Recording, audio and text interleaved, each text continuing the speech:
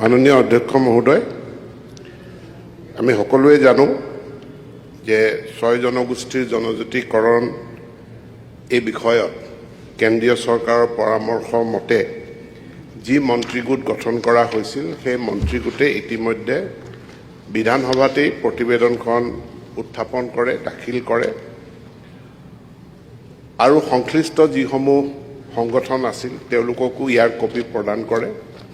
কিন্তু ইয়াৰ পাছতে ইয়াত যিসমূহ পৰামৰ্শ দিয়া হৈছিল সমস্যা সমাধানৰ কাৰণে সেই পৰামৰ্শৱলীৰ সপক্ষে বিপক্ষে বহু সংশোধনী প্ৰস্তাৱ মন্ত্ৰীগোটে গঠন কৰে আৰু মন্ত্ৰীগোটে খুব কম সময়ৰ ভিতৰত যিমানবিলাক প্ৰস্তাৱ আহিছিল এই প্ৰস্তাৱবিলাক অধ্যয়ন কৰে আৰু অধ্যয়ন কৰাৰ পাছত মত প্ৰকাশ কৰে যে ইতিমধ্যে আমি প্ৰতিবেদন দাখিল কৰিছোঁ, গতিকে প্ৰতিবেদনৰ মূল যি কোৰ সাবজেক্ট কোৰ বিষয় সেই কোৰ বিষয়ত আমি যি পৰামৰ্শ আগবঢ়াইছিলোঁ যে দুটা কেটেগৰীৰ অনুসূচিত জনজাতি আমি প্ৰস্তাৱ কৰিছিলোঁ, STP, STV কোটা সম্পৰ্কে আমি বিভিন্ন মতামত দিছিলোঁ।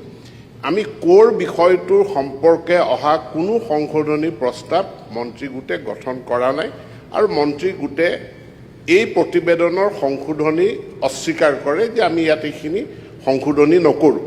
সংশোধনী সপক্ষেও আহিছিলে, বিপক্ষেও আহিছিলে।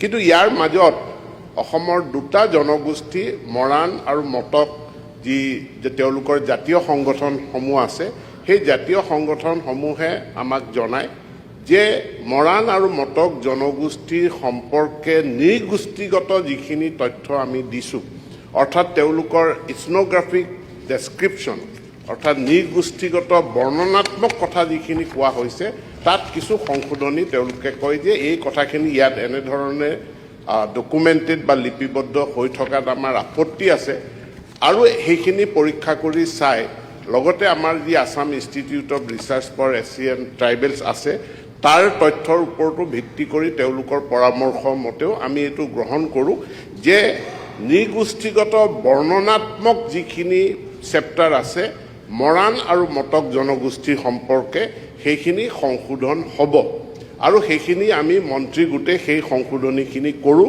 কিন্তু কোৰ বিষয়টোৰ যিখিনি পৰামৰ্শ অৰ্থাৎ মূল জনজাতিকৰণৰ বিষয়টোৰ যিখিনি পৰামৰ্শ সেইখিনি ইতিমধ্যে বিধানসভাত যি দিয়া হৈছে সেইখিনিয়ে আছে, তাত আমি কোনো সাল সলনি কৰা নাই।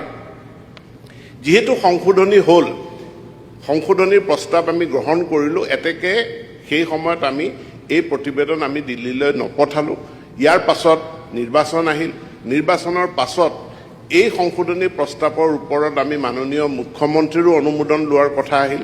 গতিকে ইতিমধ্যে মাননীয় মুখ্যমন্ত্ৰী ডাঙৰীয়াই মৰাণ আৰু মটক জনগোষ্ঠীয়ে আগবঢ়োৱা সংশোধনী আমি সন্নিৱিষ্ট কৰি যিখিনি সংশোধনী কৰিলোঁ সেইখিনিত অনুমোদন জনাইছে আৰু অনুমোদন জনোৱাৰ পাছত বিভাগীয় প্ৰক্ৰিয়া অনুযায়ী ইয়াক আমি দিল্লীলৈকে প্ৰেৰণ কৰিম।